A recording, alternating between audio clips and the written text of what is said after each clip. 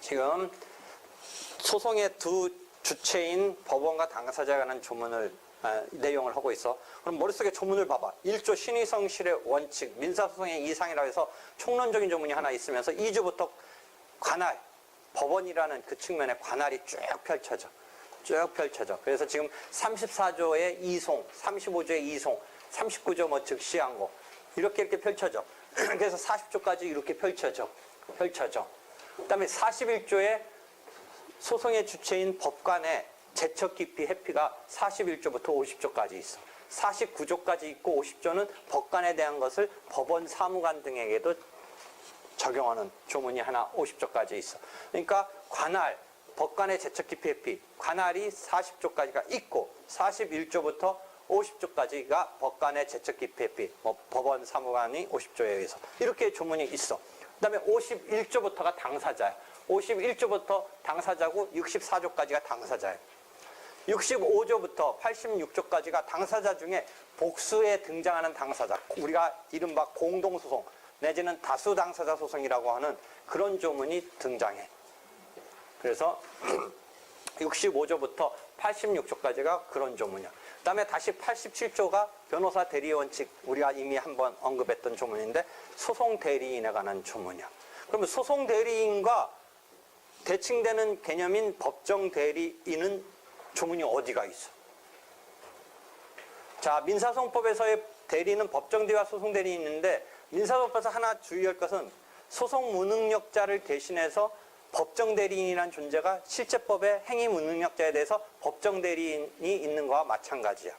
근데 실제법에서 행위 무능력자는 미성년자를 예를 든다면, 왜냐면 지금 후견 제도는 되게 복잡하게 돼가지고 설명하기가 어려운데 미성년자가 직접 어떤 법률 행위를 펼치면 일단은 인정해주고 혹시 그게 미성년자니까 취소시킬 수가 있어.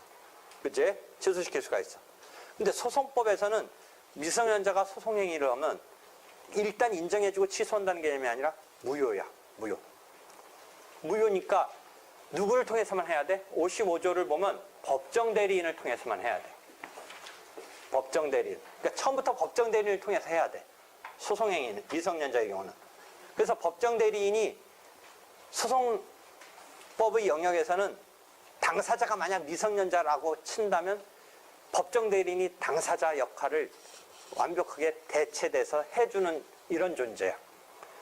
그러니까 교과서 어디에도 설명이 안 되지만 조문을 내가 가만히 생각해보니까 같은 대리인데 대칭되는 개념인 법정 대리와 소송 대리 중에 소송 대리인은 별도로 대리인인데 그래서 87조에 있는데 법정 대리인은 어디에 조문이 있나 봤더니 당사자에 관한 조문에 51조에서부터 당장 뭐야? 당사자 능력, 소송 능력, 대리에 관한 것은 민사소송법에 특별한 규정이 없다면 실체법에 따른다. 이렇게 해서 법정 대리는 여기 당사자와 이꼴 존재로 같이 여기서 계속, 그래서 뭐 55조 이런 등등 계속 56조의 뭐 보정 추인 이런 등등 여기서 법정 대리에 관한 이야기는 펼쳐지고 있어. 그러니까 조문의 흐름 알겠어? 조문을 이제 보면은 교과서는 그런 얘기 안 나오는데 나랑 조문이 어디에 어떻게 있는지를 이제 계속 이렇게 대충은 윤곽을 잡고 있어야 돼. 소송법도 조문 찾기가 힘들어. 왜? 민법에서 판택된 식처럼 총칙 규정이 쫙 있어. 247조까지 제1편에 총칙 규정이 쫙 있어. 그러면서 편이 하나 바뀌면서 제2편에서 제1심의 소송 절차라고 해서 248조부터 다시 시작해. 248조부터 다시 시작. 그러니까 총론적인 규정이 쫙 있단 말이야. 그 다음에 다시 시작해. 그러니까 이 조문이 어떻게 본다면 우리가 소송 절차의 흐름은 지금 이 그림도 그려놨지만, 그림도 그려놨다가 없어졌지만, 여기에 소장의 제출부터 이렇게 해서 판결까지 가고, 물론 이제 항소도 한다라고 했으면, 이 흐름대로 조문이 있었으면 딱 좋겠는데, 그렇지가 않아. 소장을 제출한다는 조문은 248조에서 처음 등장해. 제2편에서. 오히려 어느 법원에 내느냐는 2조에서 등장해. 그러니까 지금 판택텐식이라고 해서 총칙적인 규정을 앞에다 제1편에 모아놨단 말이야. 이제 247조까지 모아놨기 때문에 지금 248조에서 다시 시작하는 거야. 그러니까 조문 찾기가 상당히 어려워. 그러니까 지금 나랑 계속 이렇게 내가 조문을 지나가는 듯 할 때 어디에 있을 거라는 것을 이게 쫙쫙쫙쫙 이해하고 있어야 돼. 민사소송법은 다행히 2002년도에 한번 대폭 개정이 됐어. 여러분이 조문을 보다 보면 1편, 뭐 이런 거, 2편, 이런 뭐 기본 편별, 이런 용어랄까? 그건 이미 이제 익숙해졌을 거예요. 뭐 매탕, 뭐, 그 다음에 뭐 200 몇 조의 2, 이런 식으로 개정됐을 때 그 틈바구니에 하나 넣는데 그것을 넣다 보면 조문이 쭉 밀리는 것을 막기 위해서 다시 이로 가지번호라고 해서 들어가기도 해. 근데 민사소송법은 가지번호가 지금은 없어. 2002년도에 한번 다 재편을 해버렸어. 그냥 다 밀리는 거 다 밀려버렸어. 그래가지고 누가 제일 곤혹스럽냐면 내가 제일 곤혹스러웠어. 나 조문 다 애웠었는데, 조문 다 애웠었는데 이게 쭉 밀려가지고 못 외워, 조문. 나 그래서 지금 가끔가다 헷갈려. 응? 조문은. 그때 다 외웠었는데, 그 다음에, 민사법 다행히 한글로 되어 있어, 지금 한글로. 가로로 가까나 한자 어려운 거나 구별하기 뭐 이런 것 때문에 한자로 쳐지만 기본적으로 한자로 되어 있던 게 다 한글화 됐어. 민법은 아직 한자야. 그러니까 여러분 한글 법전 쓰면 나중에 곤혹스러울 수 있어. 시험장 가서 법전 봤더니 원문대로 한자로 되어 있어, 민법. 근데 하여튼 조문이 그렇게 되어 있다, 그 이야기를 하는 거야. 그래서 이제 지금 우리가 주로 배우는 관할, 지금 당사자, 조문이 어디에 어떻게 있는지 잘 봐봐. 그럼 교과서는 어떻게 되어 있어? 법원에 있어서 재판권이라고 해서 우리가 실제 다루는 영역이자 또 국제사법, 국제거래법에서 다루는데 이게 국가 간의 섭외적인 관계에 국제재판관할권이라는 개념이 하나 나와. 뭐 그거는 이제 교과서에 다 있고 뭐 중요하지 않은 건 아닌데 일단 넘어가면 돼. 근데 관할은 채무자 위주로 보통재판장 내면 되는데 그러니까 막 공부하려니까 조문도 상당히 많고 뭐 특별재판장이 막 곳곳에서 여러 개 막 나와. 실전적으로 그냥 그거 다 따져보기 뭐 하고 하면 그냥 피고 중심으로 내면 돼. 피고 주소지, 피고 사무소 소재지, 회사라면. 국가라면 어떻다? 법무부 소재지인데 거기는 대법원 소재지에도 낼 수도 있다. 이렇게 하면 돼. 그러니까 특별재판장 막 괜히 골머리 썩이지 않으면 돼. 그렇지만 기본은 채무자 중심의 보통재판장으로서. 지금 말한 건 토지관할이야. 토지관할 말고 1심 속에서 또 사물관할이라고 해서 저번 시간에 조금 한번 나왔는데 단독재판부랑 합의재판부가 있어. 단독재판부와 합의재판부. 그걸 사물관할 개념에서 사건의 경중에 따라서 1억 원을 초과하느냐 마느냐에 따라서 합의부 3명의 판사, 1명의 판사인 단독재판. 항소심이나 대법원은 다 합의체야. 혼자 재판부가 구성된 게 없는데 1심에 있어서는 단독체와 합의체가 있어서 단독체 의지야. 1심은 오히려 단독체 의지야. 단독 판사 의지야. 그런 식으로 지금 사물관할이라는 개념이 있어. 사건의 크기에 따라서 물론 계속 얘기하지만 30만 원짜리 사건에도 본인한테는 필사적인 사건이 있고 경중을 가볍다고 볼 일은 아니지만 전체적인 입장에서는 그 경중이나 사건의 규모에 따라서 1억 원을 기준으로 합의냐 단독이냐. 단독 중에도 2천만 원 이하 사건은 또 소액 사건이라고 해. 다만 여러분이 금액적인 것은 청구하는 금액이 있기 때문에 그런데 예컨대 이건 좀 헷갈려지만 부동산 뭐 이런 거에 등기 이런 거는 그 등기하는 대상이 뭐 500만 원짜리라든지 2억짜리라든지에 따라서 소액 사건이다 아니다 하는 게 아니야. 소액 사건의 경우는 금전적인 청구만을 전제로 하는 거야. 그러니까 부동산 뭐 등기 이런 거는 그 대상되는 땅덩어리가 500만 원이라고 해서 소액 사건이 아닌 거야. 소액 사건을 치는 게 아니야. 금전적인 청구. 그러니까 우리가 금전 청구에 뭐가 있어서 소비 대차라든지 매매 계약이라든지 불법행위라든지 이런 것에 따른 금액적인 청구. 그게 500만 원이냐 1000만 원이냐 할 때 2천만 원이 안 되니까 소액 사건이라는 거지. 등기 같은 사건은 대상이 500만 원, 1000만 원짜리라고 해서 소액 사건으로 하는 건 아니다. 그래서 소액 사건의 정의는 2천만 원을 초과하지 않은 금전 기타 대체물의 청구 이런 것을 전제로 하는 개념이니까 혹시 그것을 착각은 하지 마라. 되겠죠? 그래서 사물관할이라는 개념이 하나 있어. 그 다음에 신급관할이라는 개념이 있어. 신급은 이해되겠지. 1심, 2심, 3심을 맡은 법원들이 1심은 지방법원, 2심은 고등법원, 3심은 대법원인데 좀 더 정확하게 말하면 1심 중에 단독재판부 건은 고등법원이 2심이 되는 게 아니라 지방법원, 본원, 항소 재판부가 있어서 반드시 고등법원이라는 개념이 맞는 건 아니야. 근데 전체적으로 하여튼 1심이 지방법원급, 2심은 고등법원급, 대법원이 3심인데 그 1심의 사물관할상 단독사건은 2심이 고등법원이 아니라 지방법원의 합의, 본원 합의 사건, 본원 그런 합의부에서 한다.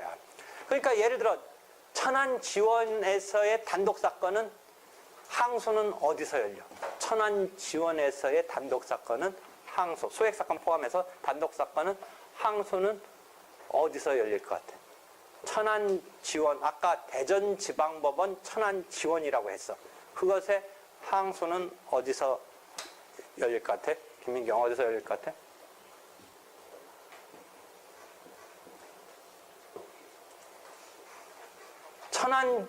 천안지원에서의 지금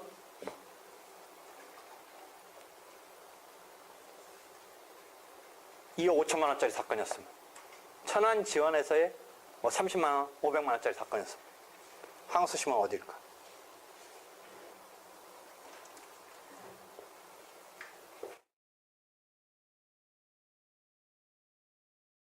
어딜 것 같아? 일단 단독사건. 천안지원에서 30만 원 내지는 50만 원짜리 단독사건의 항소는. 다시 정리해봐. 1심 지방법원에서 열린다. 그 중에 합의사건이 있고 단독사건이 있다.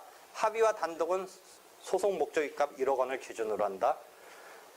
합의사건은 기본 원칙대로 고등법원을 간다. 그런데 지금 단독사건은 고등법원 가는 게 아니라 지방법원, 본원, 합의부, 항소부에서 한다. 정리됐어? 그랬을 때 다시 500만 원 내지는 지금 우리가 예를 들어 한 30만 원짜리 단독사건 천안지원에서 했다고 했을 때 어떻게 되겠어? 항소는? 천안지원이 표심이고 본원 단독부이기 때문에 이 심은 대전지방법원 본원 합의부. 본원 단독부라는 말 중에 본원은 틀려. 천안지원에서의 합의부 사건이 아니라 단독사건이니까 대전 고등법원으로 가는 게 아니라 대전지방법원 항소부로 가는 거야. 근데 1심에서 천안지원인데 2억 5천만 원짜리 만약 사건이었다면 합의부 사건이니까 이 경우는 대전 고등법원에 가는 거야. 둘 다 대전이 있지만 하나는 뭐였어? 대전 지방법원이라는 그 본원, 천안지원에 해당하는 것에 규모 있는 본원의 항소부. 그러니까 지방법원 항소부에 가는 거야. 대전지방법원 항소부. 1심의 합의책 사건은 대전 고등법원에 가는 거야. 되겠어? 되겠어? 그치? 되겠지? 그러면 이런 데 사는 사람 되게 곤혹스러워. 춘천도 아니고 산맥까지 넘어서, 태백산맥 넘어서 강릉 같은 데서 이루어진 사건에 합의부 사건. 강릉은 뭐겠어? 춘천지방법원 강릉지원이야. 춘천지방법원 강릉지원인데 강릉지원에서의 단독사건은 강릉지원에서의 합의부 사건. 강릉지원의 합의부 사건은 항소를 어디로 가야 될 것 같아? 그거의 고등법원이 어딜 것 같아? 고등법원 5군데밖에 없어. 서울, 대전, 대구, 광주, 부산밖에 없어. 그러니까 서울로 와야 돼. 무진장 열받지. 어? 춘천까지 가는 것만 해도 열받는데. 그러니까 적어도 어디서 했으면 좋겠어. 춘천에도 로스쿨도 춘천도 하나 있잖아. 고등법원급만 마련하지 않고 로스쿨도 하나 있는데 춘천에서까지는 그래도 갈용이 있는데 서울은 너무하다. 그런 경우 등이 곳곳에 있어. 곳곳에. 전라북도 쪽에서도 지금 고등법원을 가려면 어디로 가야 돼? 광주로 가야 돼. 제주도에서 고등법원 2심을 하려면 어디로 가야 돼? 광주로 가야 돼. 그렇지? 그러니까 고등법원은 없지만 그래도 도청소지지급의 이런 급은 지방법원 수준에 있는 춘천이라든지 전주라든지 이런 데는 고등법원 자체는 아니지만 원외재판부가 하나 있어. 고등법원에 출장소가 하나 있어. 그래서 창원 같은데 고등법원 자체를 거기에 있는 건 아닌데 예컨대 서울 고등법원의 출장소에 해당하는 어떤 파트 한 파트 그런 것만 처리하도록 춘천에 하나 만들어줬어. 법원이 아니라 어떤 파트, 고등법원 그 항소를 전담할 수 있게. 전주에도 하나 만들어준 거야. 이해되겠지? 그런 식으로 이렇게 조절은 해주는데 지금 고등법원은 서울, 대전, 대구, 광주, 부산밖에 없어. 그래서 그림을 그리면 나는 주로 뭐 수식을 쓰고 이러니까 좀 그런데 이게 신극가날이라고 생각하고 이쪽을 토지가날이라고 생각해봐. X축. 토지가날은 전국에 지방법원이 한 여나 개 있고 지원은 뭐 한 20, 30개 있는 거지. 그렇게 치면. 그래서 이렇게 지역적으로 나뉘어졌지. 이게 1심이잖아. 이게 2심이잖아.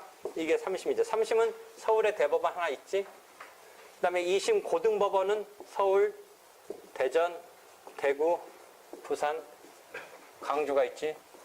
이것도 아마 서울, 대전, 부산 이 순서 뭔가 그 무슨 규칙에 보면 순서가 조금 있는데 하여튼 그 다음에 1심은 있지. 그러니까 예컨대 수원에서 있는 건 고등법원은 서울로 오는 거지. 대전은 예컨대 천안 거는 고등법원은 대전으로 오는 거지. 뭐 대구는 뭐 예컨대 뭐 그쪽 뭐가 있을까? 뭐 어디가 이렇게 오지. 부산은 뭐 그쪽 어디 있겠지. 광주는 여기 어디 그쪽 있겠지. 그 다음에 대법원은 이렇게 이제 한 곳으로 오지. 이런 식으로 지금 X축을 토지가날로 생각해보고 Y축을 신극가날로 생각해보면 이 지금 가날이 어떻게 지금 전개되는지 알 수가 있네. 1심의 토지가날 중에 이제 사물가날이라고 해서 단독체냐 합의체냐 이런 분류가 있다라는 거지. 그지? 그러니까 이런 거는 이제 법정으로 법정 법률의 규정에서 이렇게 딱 정해놓은 거야. 2조부터 막 해서 토지가날. 근데 25조에 보면 관련재판장이 하나가 있고 29조에 가면 합의가날이 하나 있고 30조에 가서 변론가날이 있어. 이거는 좀 알아둬야 돼. 여러분이 아까 가날 막 이제 뭐 하는 거는 내가 농담성으로 막 그냥 무시하고 확 넘어가는데 25조의 관련재판저, 29조의 합의가날, 30조의 변론가날은 이해해야 돼. 그 다음에 31조의 전속가날 개념도 이해는 해야 돼. 그럼 일단 29조, 30조 합의가날, 변론가날 이건 뭐냐면 당사자 의사로 이런 거를 막 바꿀 수 있어. 관할을. 근데 그 다음 31조에 보면 전속가날이 29조, 30조를 배제하면서 이렇게 뭐 전속가날 이런 얘기가 하나 있어. 전속가날 느낌이 어때? 뭐 전속됐다는 느낌은 뭐야? 어떤 여러 가지 정책적이라든지 공익적인 목적 때문에 반드시 그 법원서만 하지 않으면 안 되도록 못 박아놓은 그런 것을 전속가날이라고 그래. 그럼 그런 거는 합의가날만 일단 예를 들어보자. 당사자끼리 합의해서 가날이 인정될 수 있는 이 여지를 주는 것을 합의가날이라고 하는데 31조가 29조를 배제하고 있는 조문을 봐봐. 전속적으로 어디서 하라고 그랬는데 당사자끼리 딴 데 가서 하겠다라는 걸 인정하면 되겠어 안 되겠어? 그 본질상. 그러니까 조문이 없어도 31조의 전속가날은 29조의 합의가날 같은 것하고는 충돌이 나온다는 건 우리가 본질적으로도 느낄 수가 있어. 근데 조문에 그렇게 되어 있어. 그럼 30조의 변론가날은 뭐냐? 29조의 합의가날은 한자 뉘앙스 알겠지? 당사자끼리 원래는 부산에 관할이 있는 사건들이 아닌데 아까 뭐 우리가 보통재판적이라든지 또는 특별재판적 따졌을 때 부산이 아닌데 또 불구하고 당사자가 부산에서 하자라고 합의하면 그게 오케이 되면 그게 합의가날이야. 여러분이 어디에 주로 많이 쓰이냐면 은행 거래라든지 무슨 막 소비자 계약 같은 데 보면 깨알 같은 글씨에 막 여러 가지 중에 마지막쯤에 하나 있어. 이 사건에 관해서 분쟁이 있으면 어디서 하기로 합의한다. 막 이런 게 하나 딱 그 문구에 있어. 그것이 체결되면 알게 모르게 여러분이 사인해주면 체결된 거라고 뭐 보고 실제 이제 그것 때문에 분쟁이 나올 수는 있는데 그런 문구가 있었는지 없었는지도 모르고 사인을 해주니까 그런 게 인정되는 게 합의가날인데 전속가날의 경우는 이것을 성질상 이런 걸 인정하면 안 되는 거니까 31조의 전속가날의 조문 속에 보면 29조가 배제되도록 이렇게 조문이 되어 있어. 30조의 변론 관할은 뭐냐? 합의 관할은 서로 의사를 그렇게 결정했는데, 변론 관할은 원고가 내온 관할에 대해서 관할권이 없는 법원 뭐 등등이었어도, 그 다음에 관할권이 없는 법원이면 아까 34조 1항에서 법원이 직권으로 이송할 수도 있는데, 그 사이에 피고가 영문도 모르는지 아니면 의식을 했는지 그냥 나 여기서 하겠다, 여기서 하겠다 결론을 해버리면 거기에 관할이 있어. 관할이 있는 거야. 그러니까 토지 관할이라는 거는 잘 봐봐. 이런 토지 관할은 장소적으로 이렇게 우리나라 뭐 국토는 뭐 크다면 그거 작으면 작은데 여기에 비해서 이렇게 배분을 해놓고 일정하게 사건을 이렇게 나누는 꼴이지, 꼭 그 나누는 기준을 피고 중심의 주소지로 해서 나누는 건데, 거기서 않겠다라고 한다면, 당사자가 오케이 하겠다면 그게 전속관할이 아니니까, 전속관할과 대비되는 용어는 임의관할이야. 임의관할. 그러니까 토지관할은 임의관할이야. 토지관할은 임의관할이라는 말은 뭐야? 합의해도 된다라는 거야. 전속이 아니기 때문에. 근데 반면 이 신극관할은 뭐야? 3심의 대법원은 3심을 받게 했는데, 너랑 나랑 우리 사건은 중시하니까 1심에 그 내 후배급 판사 있고 뭐 실력도 없는 애가 판사 있으니까 우리는 1심을 대법원서 하자라고 너랑 나랑 합의했어. 우리는 그 끝 가서 받아야 되겠어. 이게 인정되면, 합의관할이 인정되면 되는데, 신극관할은 임의관할이 아닌 거야. 합의가 인정이 안 돼. 우리가 대법원 가서 한다라고 그래서 1심은 지방법원급에서 하게 딱 해놨는데, 그걸 우리가 신급을 막 대법원 가서 하는 것으로 인정되느냐 보면서 그런 게 인정이 안 돼. 그러니까 신급관할은 합의관할 같은 게 인정이 되지 않아. 전속관할로 되어 있어서. 그런데 토지관할은 그냥 지역적으로 분배한 거야. 그러니까 토지관할을 내가 이해하기 쉽게 한다면, 지금 이 수업은 그냥 우리 국토로 치면 그냥 한 반으로, 법원 하나로 모아놨는데, 지금 우리는 두 분반으로 하는 수업들이 있잖아. 그런데 두 분반은 여러분이 뭐 선택해서 갈 수도 있지만, 예를 들어 뭐 그냥 두 분반을 해야 되니까 기계적으로 학번상 뭐 앞번호에서 25명은 A반 가라. 똑같은 과목.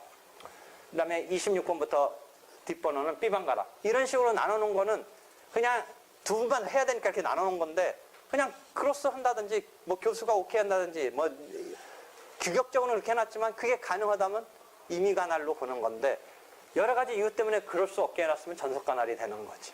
응? 그러니까 임의관할은 임의관할이니까 합의하는 것도 무방하다. 전속관할은 합의 같은 거 하면 안 된다. 그게 31조가 29조와 30조에 있어서의 당사자의 의사에 따른 관할의 발생을, 즉 합의에 따른 관할의 발생. 변론관할 30조는 사후적인 합의라고 볼 수가 있어. 원고가 내온 것에 대해서 피고가 사후적으로 오케이, 변론을 해버림으로써 관할이 거기에 있게 되는 사후적인 합의라고 볼 수 있는, 이 오케이에 따른 관할을 인정하는, 이것이 31조의 전속관할에 있어서 29조 30조는 배치되는 얘기를 거기다 그냥 조문 쓴 건데, 본질상 그런 거지. 전속관할은 왜 그래? 어떤 공익 정책 이런 것 때문에 거기서 하도록 되어 있어. 막 지네들 마음대로 가면 안 되는 거야. 그러니까 그런 거는 합의나 변론관할이 인정되면 안 되는 거야. 전속관할은 어디 같은 데 있냐면, 여러분이 경제법이라고 부르는 영역인 약관 규제에 관한 법률이라든지 방문 판매에 관한 법률 등에는 이 개인 소비자를 보호하기 위해서 부지불식증에 막 사인해가지고 대기업이나 이런 어떤 경제적인 힘의 강자가 자기네 유리한 법에서 합의해서 관할로 끌어가는 걸 막기 위해서 이 소비자라든지 이 약자, 경제적 약자의 중심으로 내도록 딱 못 박아놨어. 전속으로 딱 못 박아놨어. 이 소비자 내지는 이 개인 힘의 약자. 그러니까 그거는 합의해버려도 안 돼. 합의라는 것의 관할을 배제해버려. 이해되겠지? 그런 영역에서는. 그런 건 전속관할로 해놓고 있어. 아까 신극관할도 내가 좀 웃게 설명했지만, 우리끼리 대법원 가서 1심 사건인데 좀 상고하자는 게 아니라 1심부터 대법원 가자고 우리가 합의했다고 그래서 그게 오케이 되느냐, 인정되느냐. 그래서 대법원 가서 내면 대법원 판사들이 웃기다라고 하겠지. 그러니까 안 된다라는 거지, 합의. 근데 지역적인 건 된다라는 거야, 지금. 부산에 관할권이 없는데 부산지방 뭐 부산 동부지원 가서 하자.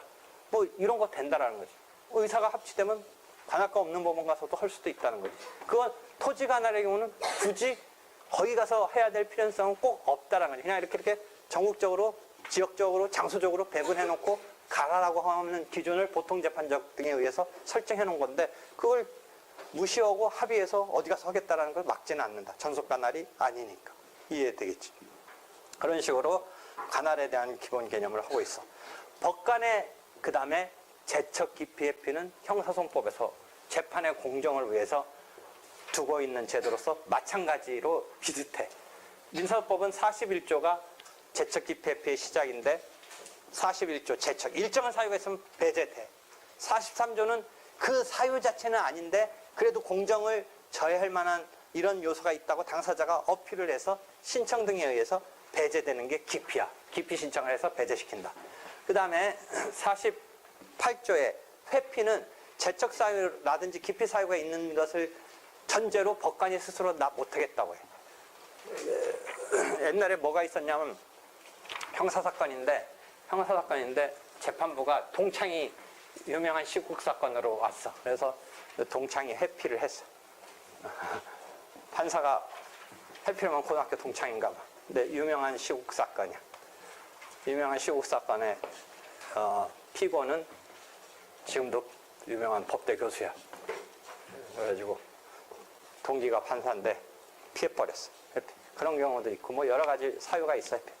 하여튼 제척은 아까 말한 판사하고 당사자 한 편이 뭐 형제라든지 부자지간이라든지 이러면 반대편 이거 무슨 공정하겠어. 그러니까 그런 건 아웃돼야 돼. 제척돼야 돼. 한편 기피는 그 사유는 아닌데 뭐가 찜찜해. 결국 이제 그 판단을 해봐야 되지만 당사자가 아니라 나의 소송대리인이 그 판사의 장인이야. 그럼 장인이 이쪽 한편에 변호사인데 그 사이가 이쪽 손 들어줄 확률이 있는 요거는 제척 사유로는 안 돼. 제척 사유는 당사자와 당사자 관계인데 지금 말한 얘는 소송대리인이 내가 판사하고 뭐 장인과 사이라든지 이게 아니라 나의 소송대리인이 그런 관계일 때는 제척 그 자체는 아닌데 기피 사유 정도는 되려면 될 수도 있겠지. 뭐 여러분이 판단하기 나름이지. 그렇지. 아마 그 정도는 공정하게 하지 않느냐. 변호사라는 게 공정한 것도 하나의 생명인데 라고 하지만 좀 찜찜하잖아. 그쪽이. 그러니까 그런 거는 회피 사유는 뭐 되려면 될 수는 있겠지. 실제 뭐 사안으로 나온 건 없지만 생각해 볼 수 있는 거지. 한편 기피는 그런 신청에 의해서 그런 공정을 저해할 만한 사유를 주장해서 채택되면 배제되는 거야. 그지? 그 다음에 48조의 회피는 법관 스스로 뭔가 그런 이유를 갖고서 나 못하겠다고 하는 거야. 그 다음에 49조 회피. 그 다음에 49조 회피가 그런 거야. 48조가 아니라. 그 다음에 50조의 법원 사무관 등에도 이런 룰이 적용된다. 의 것이 제척 기피 회피에 관한 조문이야. 그 다음에 51조가 당사자야. 이해되겠지? 그래서 제척 기피 회피는 이거 끝나고 형사소송법이 2번 열리는데 그쪽서 하겠지? 거기서 열심히 해. 열심히. 관할은 이쪽이 더 막 다양하고 제척 기피 회피는 어떻게 본다면 형사소송에서 더 공정을 기하는 건 여기도 의미가 있어. 이쪽도 민사에서 공정. 저쪽서 다루면 열심히 해봐. 오늘 여기까지. 질문 있으면 하고. 법원의 재판의 종류에는 판결 결정 명령이 있다. 판결 결정 명령. 우리가 판결 이꼴 재판이라고 해도 틀린 말은 아닌데 정확히 말하면 재판 속에 판결과 결정과 명령이 있는데 저번 때 우리가 1심 재판에 대해서 상소라고 그래서 1심에 대한 2심의 항소, 2심에 대한 대법원의 상고가 있는데 항소, 상고 이외에 항고라는 상고제도가 있어. 항고는 판결에 대한 불복이 아니라 결정에 대한 불복이야. 결정. 그럼 판결과 결정과 명령의 차이는 일단 판결은 본격적인 우리의 본안이라고 권리 의무 자체에 대한 싸움에 대한 판단이야. 근데 결정과 명령은 그거보다 그런 본격적인 지금 권리 의무를 둘러싼 싸움이 아니라 어떤 부차적인 싸움에 대한 답변이야. 법원의 답변이야. 그럼 좀 아까 이송에 대한 거는 조문을 보면 34조, 35조에 보면 이송, 결정으로 이송을 한다라고 되어 있어. 그 재판의 종류가 판결이 아니라 결정이라는 거지. 왜 그래? 재판 관할 건은 본격적인 권리 의무 자체를 지금 뭐 판단해 주는 게 아니라 이 법원이 관할 건이 있냐 없냐 뭐 이런 거잖아. 그러니까 본격적인 권리 의무 자체는 아니니까 판결로 하는 게 아니라 결정으로 해. 결정으로. 판단을 결정으로 내려줘. 이해되겠어? 그래서 결정으로 하니까 그 39조인가 가서 봐봐. 즉시항고에 관한 조문. 어떻게 되어 있어? 읽어봐. 39조. 제39조 즉시항고 이송 결정과 이송 신청의 기각 결정에 대하여는 즉시항고를 할 수 있다. 그렇죠. 그러니까 즉시항고를 할 수 있는데 질문.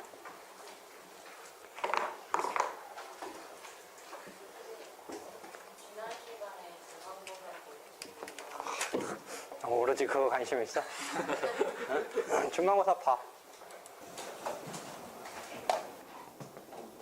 저번 시간에 좀 쫓기면서 막 말하다가 내가 나중에 동영상 보니까 조금 더 설명을 해줬었어야 되는데 내가 천안하고 대전의 관할 예를 들고 속초 강릉 예를 하나 들었을 거야. 근데 그게 대비가 돼서 예를 들은 건데 마지막에 시간에 쫓기면서 잘 안 전달된 부분인데 내가 뭐지? 그 뒤에 뭔가 메시지로 보냈는데 받아봤어? 그게 그 얘기야. 그러니까 강릉은 특수해서 그 태백산맥 때문에 이게 어떤 비교적 우리나라 치고는 땅덩이가 크지 않지만 조금 이게 불편한 동네란 말이야. 그래서 강릉에서와 천안의 경우를 비교하려다가 그 부분이 잘 안 됐는데 어디까지는 내가 이렇게 보니까 얘기했냐면 춘천 그 다음에 서울로 와야 되는데 고등법원이 춘천에다가 서울고등법원에 원해재판부라고 해서 하나 고등법원급의 재판부를 줬다. 거기까지는 얘기했더라고.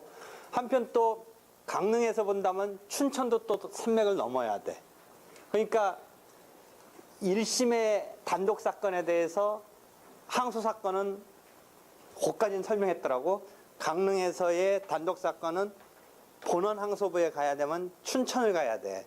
근데 이게 산맥을 넘어야 되니까 특별히 강릉에는 지원이지만 거기에다가 항소할 수 있는 걸 하나 마련해 줬다. 그 얘기가 빠졌더라고. 그러니까 천안 대전의 경우랑 비교하려고 그 얘기를 했어. 강릉은 특수해서 그래. 비교적 그 산맥을 넘어야 된다든지 지리적인 그것 때문에 다시 정리해봐.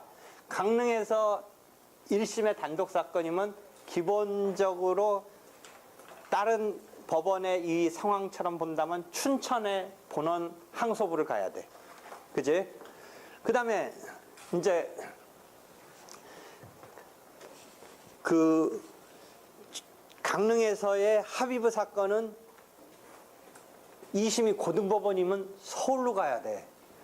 그래서 그 이야기에서 춘천에다가 고등법원급의 원해재판부를 하나 마련해줬다까지는 됐고, 한편 또 춘천과 강릉 관계에 있어서는 강릉에다가 춘천 지방법원 가야 되는, 본원항소부를 가야 되는 것에 대한 배려 때문에 강릉에서는 그대로 항소사건을, 단독사건에 대한 항소사건을 춘천 가지 말고 강릉서 하도록, 지원인데 항소부가 하나 있다. 지원인데 특별히 항소부를 하나 뒀다. 그게 책 어디에도 있더라고. 잠깐 보니까 그 부분이 누락된 것 같아서 다시 한번 확인을 해줬어. 어디에 나오노? 내가 보냈는데 메시지.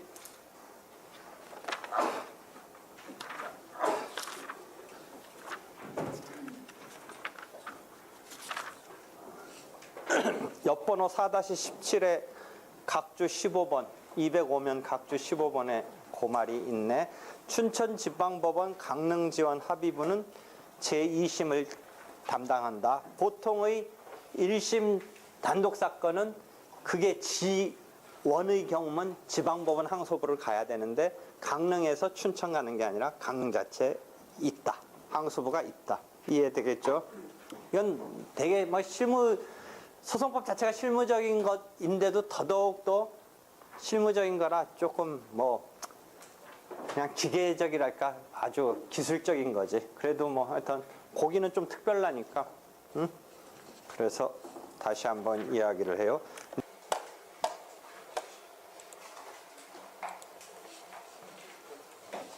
왜 못 떠나가고 있어? 이거 곧바로 시험 보려고? 아, 여기 수업이 있구나. 미안하다. 지원이